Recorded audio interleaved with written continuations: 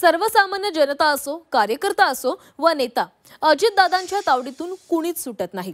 राष्ट्रवादीच्या खासदार सुनेत्रा पवार यांनी पक्षात कोणते संघटनात्मक बदल केले पाहिजेत इथपासून स्थानिक स्वराज्य संस्था आणि महापालिकेतील तिकीट वाटपावरही भाष्य केलं आणि याचाच धागा पकडून अजित पवार यांनी जोरदार फटकेबाजी करून आपल्यातील मिश्किल स्वभावाची प्रचिती पुन्हा एकदा महाराष्ट्राला घडवली।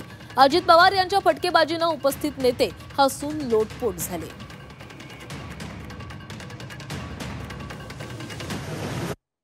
बढती आणि संघटनात्मक जबाबदाऱ्या किंवा निवडणुकीतील उमेदवारी ज्याचा उल्लेख सुनेत्रा पवारांनी केला की कोणाला उमेदवारी दिली पाहिजे, काय केलं पाहिजे, तर आता ते मला जास्त चांगलं लक्षात ठेवावं लागेल।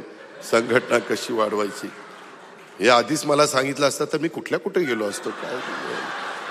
तर परंतु तुम्हाला मी सांगतो, याच्या आधी मी भाषण करायचो त्यावेळेस रात्रभर माझा पाठ म्हणजे गृहपाठ व्हायचा आणि मग सकाळी भाषण करायचो। आता फक्त असं झालं की त्यांनी भाषण केलं आणि मी पण भाषण करतोय। माझा रात्री गृहपाठ झालाय त्याच्यामुळे त्या पद्धतीनेच चाललंय, ते तिथं नोंद चाललेली आहे। बरोबर आहे, हे ठीक बरोबर आहे। आता कुठलं नाही झालं की माझं काय रात्री खरं नाहीच आहे।